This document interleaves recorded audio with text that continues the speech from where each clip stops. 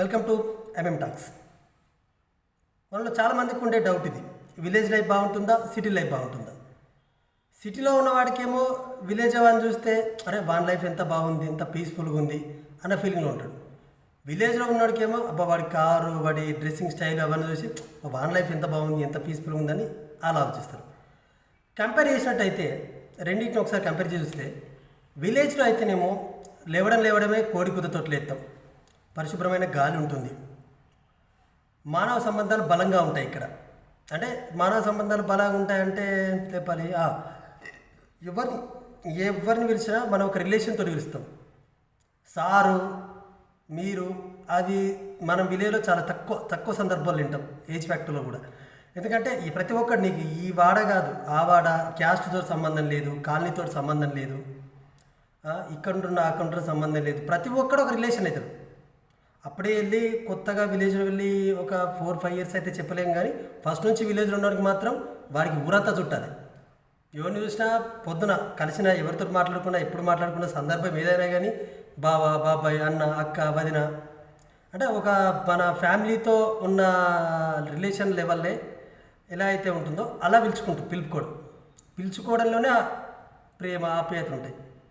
సిటీలోకి వచ్చేసరికి దానికి ఇప్పుడు కల్చర్, జెన్జీ కల్చర్, బ్రో అంటారు, సార్ అంటారు. ఇక మళ్ళీ అంకులే సంబంధం లేదు, ప్రతి ఒక్కడు అంకులే, ప్రతి ఒక్కలాంటియే. ఎందుకంటే సిటీ కల్చర్ అలాంటిది. సో వాళ్ళని రాంగ్ అనలేము, వాళ్ళకున్న అలవాట్లు, పద్ధతులు అది అలానే ఉంటుంది.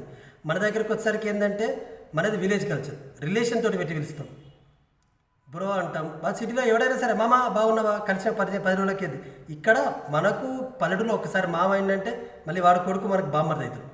ఈ రిలేషన్ ఒక బిల్డ్ చేసుకుంటూ వెళ్తాం. అంటే ఇది ఇప్పటి నుంచి కాదు, మన తాతల కాలం నుంచి వస్తున్న లైక్ దట్ ఏమనలే సాంప్రదాయం అని కాదు, కానీ ఒక అలవాటు, అదొక మంచి అలవాటు అంతే. అదే సిటీ లైఫ్లో అయితే అలాంటివి ఏమి ఉండవు. కానీ ఒక్కొక్కడొక్కటి ఆలోచించాల్సింది ఏంటంటే సిటీలో ఉన్న వాళ్ళకు ఉద్యోగ అవకాశాలు ఎక్కువ ఉంటాయి, డబ్బు సంపాదించడానికి పలు రకాల మార్గాలు ఉంటాయి, దాంతోపాటు ఎర్నింగ్ కూడా ఎక్కువ ఉంటుంది. విలేజ్లో ఉన్నవాడికి సంపాదన తక్కువ ఉంటుంది, రిలేషన్స్ అంటూ ఉంటాయి, ఒక ఫైనాన్షియల్ స్ట్రగుల్ వచ్చినప్పుడు ఫేస్ చేయలేడు. అది ఒక విధంగా ఉంటుంది. నాలెడ్జ్, టెక్నాలజీ పర్పస్గా ఇప్పుడు విలేజ్లో ఉన్న, సిటీలో ఉన్న ఎవరికి వాడికి ఉంటుంది.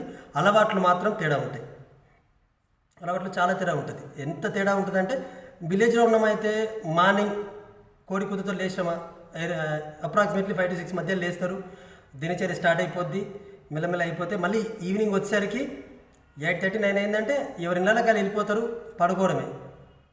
అదే సిటీలో అలా ఉండదు.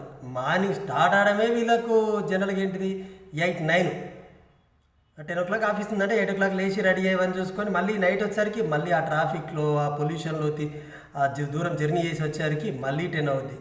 అప్పుడు తినేసి పడుకునేసరికి 12 అవుద్ది. చాలా కొద్ది మంది మాత్రం ఒక సిస్టమేటిక్ టైం టేబుల్ పెట్టుకొని ఈ టైం తిండి, ఈ టైంకి లేవాలి, మార్నింగ్ జిమ్కోవాలి అని ఒక ప్రాసెస్లో ఉంటారు. సిటీలో అందరూ అలా కాదు, మళ్ళీ లేవగానే మళ్ళీ రొటీన్ స్టార్ట్ అయిపోద్ది. సిటీలో ఎక్కువగా పబ్ కల్చరు, రాత్రిపూట. మనకు విలేజ్లలో పబ్ కల్చర్ లేదు. ఏదైనా పండగలు వస్తే, ఏదైనా గుళ్ళు ఉత్సవాలు జరిగినప్పుడు అప్పుడు మాత్రం కొంచెం నైట్ లేట్ అవుతుంది. అప్పుడు కూడా ఎంత మ్యాక్సిమం 11-12, జాగారాలు అవి ఉన్నప్పుడు చెప్పలేం, కానీ 11-12 వరకు ఫినిష్ అయిపోద్ది. ఇక్కడ ఏది బెటర్ అని మనం అంటే రెండింటిని బ్యాలెన్స్ చేసే వాళ్ళు బెటర్. అది ఏ రకంగా బ్యాలెన్స్ చేస్తాం అనేది మన లోపల ఉంటుంది. విలేజ్ లైఫ్ను, సిటీ లైఫ్ను రెండింటిని బ్యాలెన్స్ చేసుకుంటూ వెళ్ళిపోవాలి. అంటే లైక్ నెలకు ఒకసారి విలేజ్కి వెళ్ళడము, సిటీలో ఉన్న వాళ్ళంతా. లేదు విలేజ్లో ఉన్న వాళ్ళు సిటీ లైఫ్ చూడడానికి అక్కడున్న రిలేషన్ దగ్గరికి, ఫ్రెండ్స్ దగ్గరికి వెళ్ళి రావడము, అలా చూసుకుంటూ ఉంటే ప్రాబ్లం ఉంటుంది. చెప్పొచ్చే విషయం ఏంటంటే ఏ లైఫ్లో ఉన్నామన్నది కాదు, మనం ఎంత సాటిస్ఫైగా ఉన్నామన్నదే ఇంపార్టెంట్. అది లేనప్పుడు నువ్వు సిటీలో ఉన్నా, నువ్వు విలేజ్లో ఉన్నా, రెండింటిలో ఎక్కడున్నా వేస్ట్. నాకు తెలిసినంత వరకు అయితే విలేజ్ లైఫే బాగుంటుంది అనేది నా ఒపీనియన్. ఎందుకంటే చూస్తున్న సిచ్యువేషన్స్, సందర్భాలు. ఎందుకంటే ఒక విలేజ్లో, ఒక కాలనీలో ఉన్న ఒక ఫర్ ఎగ్జాంపుల్ మన ఇంటి నుంచి ఒక 10వ ఇంటికి ఒక ఇల్లు ఉంది అనుకోని, 10వ ఇల్లు అనుకోని, ఆ ఇంట్లోకి ఎవరైనా వచ్చినా కానీ ఇక్కడ పక్కపట్టులో వాళ్ళు ఎవరే వాళ్ళు లేరు. ఒకసారి పల్లెటూరులో బండి 2 సార్లు తిరిగిందంటే, 2-3 సార్లు ఒక కాలనీ తిరిగిందంటే ఎందుకు వచ్చి ఏంటంటే సంబంధం లేకుండా ఎవరో ఒకరు ఖచ్చితంగా ఆత్మీయ అడుగుతారు. సిటీలో అలా ఉండదు. నువ్వు తిరిగినా 4 సార్లు అయినా 5 సార్లు తిరిగినా వాడు కూడా ఉంటేనే తప్ప వాళ్ళే అవసరం కోసం పోతున్నారు అన్న ఉద్దేశంలో ఉంటుంది తప్ప ఎవరు పట్టించుకొని మాట్లాడుకొని అంత దూరం ఎందుకప్ప. ఒకటే అపార్ట్మెంట్లో ఉండి పక్క అపార్ట్మెంట్లో ఏం జరుగుతుందో కూడా తెలియనంత ఘోరంగా ఉంటాయి రిలేషన్స్ అక్కడ సిటీలో. పల్లెటూరులో అలా ఉండదు. కానీ ఒక్కటే చెప్పదలుచుకుంది ఏంటంటే, ఎంత పెద్ద సిటీ అయినా, అది బాంబే అయినా, హైదరాబాద్, ఇంకోట ఢిల్లీ కాదు, అవన్నీ ఒకప్పుడు పల్లెటూరులే. ఇప్పుడు అపార్ట్మెంట్లు ఉన్న, బిల్డింగ్లు ఉన్న, పెద్ద పెద్ద సాఫ్ట్వేర్ ఆఫీసులు ఉన్న ఏరియాలన్నీ ఒకప్పుడు వ్యవసాయ క్షేత్రంగా ఉన్నవే. ఒకప్పుడు అక్కడ అగ్రికల్చర్ నడిచిందే. డెవలప్మెంట్లో భాగంగా అవన్నీ జరిగినాయి. సో అవి ఉండద్దా అంటే అభివృద్ధి ఉండవు కదా.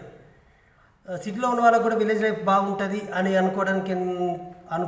అనుకోవడానికి రీజన్ లేదు. ఇప్పుడు వచ్చిన farm house culture, guest house culture maximum అవే కదా. సిటీకి అవతల పెట్టుకోవడం ఎందుకు? దాని ఇంటెన్షన్ ఏంది? ఒక పీస్ కావాలని, ప్రశాంతంగా ఉండాలని, ఈ ట్రాఫిక్లో, ఈ డిస్టర్బెన్స్లో ఉండకూడదని. నాకు తెలిసినంత వరకు 70% అప్రాక్సిమేట్ అనుకుంటున్నా, ఎగ్జాక్ట్గా చెప్పలేను, 70% జనాలు సిటీలో ఉన్న వాళ్ళు మళ్ళీ చివరాఖరికైతే పల్లెటూరులో బతకడానికే ట్రై చేస్తారు. రిటైర్మెంట్ టైంలోనూ కంపెనీ సిఇఓస్ కానీ, గవర్నమెంట్ ఎంప్లాయీస్ రిటైర్ అయిపోయినాక కానీ, ప్రైవేట్ ఎంప్లాయీస్ కానీ, ఎవరైనా. ఎందుకు అంటే వాళ్ళ పీస్ కోరుకుంటారు. ఒకడైతే ఒకసారి పల్లెటూరు వాతావరణం అలవాటు అయినోడు సిటీకి అయినాక మళ్ళీ పల్లెటూరుకే రావాలనుకుంటాడు. సిటీలో ఉండాలని అనుకోడు. ఎక్కడో కొద్దిమంది వాళ్ళకున్న ప్రాబ్లమ్స్ వలనో, వాళ్ళకున్న ఫైనాన్షియల్ ప్రాబ్లమ్స్ వలనో, లేకుండా వాళ్ళ వలన జరిగిన కొన్ని రిలేషన్స్లో ఇబ్బందుల వలనో అక్కడ ఉన్న అక్కడనే, ఇక్కడ ఉన్న ఇక్కడనే అనుకోవడం తప్ప అదర్వైజ్ చాలా వరకు ఎవరు కూడా ఒకటే దగ్గర ఉండాలని అనుకోరు. బట్ నాకు తెలిసినంత వరకు ఇక్కడుండి అక్కడ ఆలోచించి, అక్కడుండి ఇక్కడ ఆలోచించడం కంటే రెండింటిని బ్యాలెన్స్ చేసుకుంటూ లైఫ్ ముందరికి వెళ్తే ఏ ప్రాబ్లం ఉండదు. లేదు ఉన్న దాంట్లో సర్దుకుంటాం, మనకి ఇదేది వద్దు అని అనుకున్న వాళ్ళకు ఎవరిష్టం వాళ్ళది, దానికి మనం చెప్పలేము. సో నాకు తెలిసినంత వరకు సిటీలో ఉన్న వాళ్ళు అయినా, విలేజ్లో ఉన్న వాళ్ళు అనే బంధాల బాధ్యతల వల్లనే అక్కడ ఉండిపోతారు. అదేలా సిటీలో ఉన్న వాళ్ళకంటే బంధాల బాధ్యతలు, డబ్బుల కోసం వేరే విలేజ్లో కూడా అట్లా ఉంటారు అంటే ఉంటారు. అరే మా వాళ్ళని ఎవరు చూసుకుంటారు, నేను పోతే నేను దగ్గర ఉండాలి కదా వాడికి. అంటే సిటీకి వెళ్తే వేలల్లో లక్షల జీతాలు వచ్చినా కానీ ఇక్కడ 20,000తో సర్దుకోను, 15,000తో సర్దుకోను, మా వాళ్ళకి నేను దగ్గర ఉండాలి, చూసుకోవాలి, నా పేరెంట్స్ నేను చూసుకోవాలి అనే ఇంటెన్షన్ తోటి, మా బ్రదర్కి తోడు కావాలనే ఇంటెన్షన్ తోటో ఇక్కడే ఉంటారు. అదే సరే సిటీలో ఉన్న వాళ్ళు ఎందుకుంటారో ఆబ్వియస్లీ తెలిసిందే, కమర్షియల్, డబ్బులు కావాలి, ఇక్కడ ఉన్న సంపాదనతో మనం చదువుకోలేము, మన వల్ల కాదు, చూసుకోవాలంటే ఇబ్బంది. డబ్బులు పెద్దగా ఇబ్బంది లేదు, రిలేషనే ఇంపార్టెంట్, చూసుకుందాం అన్న వాళ్ళు మాత్రం విలేజ్లో ఉంటారు. ఫైనాన్షియల్ ప్రాబ్లమ్స్ ఉన్నాయి, ఇంట్లో ఫ్యామిలీ గడవాలి, ఇక్కడ ఉన్న దానికి సరిపోదు, మనకున్న పిల్లలకు వాళ్ళ ఎడ్యుకేషన్ ప్లానింగ్కు వీటికి ఏది సరిపోదు అన్న వాళ్ళు మాత్రం విలేజ్ నుండి సిటీకి వెళ్ళి బతుకుతుర్రు. అప్పుడు అప్పుడో ఒకసారి పండగకు పబ్బానికి వచ్చి ఇక్కడ కాసేపు గడిపేసి వెళ్ళిపోతారు. కొద్ది రోజులు కాసేపు అంటే మీన్స్ కొద్ది రోజులు గడిపేసి వెళ్ళిపోతారు తప్ప ఒక దగ్గర స్టిక్ అని కావట్లేదు. అంటే ఎవరికైనా వీరు వాళ్ళ లైఫ్లో ఉన్న, వాళ్ళు వీళ్ళ లైఫ్లో ఉన్న, సిటీలో ఉన్నవాడు విలేజ్లో పోలేకపోతున్నా, విలేజ్లో ఉన్నవాడు సిటీలో ఉండలేకపోతున్నా అన్నా కానీ వాళ్ళిద్దరి మధ్యలో ఉన్నది నాకు తెలిసినంత వరకు, నేను చూసినంత వరకు ఫ్యామిలీ ప్రాబ్లమ్సే, రిలేషన్ వాళ్ళ ఇబ్బందుల వల్లనే తప్ప ఏదో కావాలని అయితే ఇక ఎక్కడ ఉండొచ్చు 10-20%, అదేదో ఎంజాయ్ చేద్దామో, ఆ లైఫ్ ఎలా ఉంటుందో చూడడానికి వెళ్తారు. కానీ మిగిలిన వాళ్ళు మాత్రం రిలేషన్స్, వాళ్ళకుండే రెస్పాన్సిబిలిటీస్ వల్లనే ఇక్కడ వాళ్ళు అక్కడ ఉండడం కానీ, అక్కడ ఉండాలన్న మనసున్న విలేజ్లో ఉండడం కానీ ఇవన్నీ జరుగుతుంటాయి. సో నా ఒపీనియన్ చెప్పిన ఇందులో ఏదైనా మీకు నచ్చినట్లయితే లైక్ చేయండి.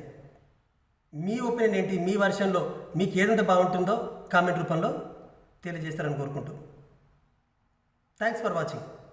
Yours friendly Mahesh పప్పతి.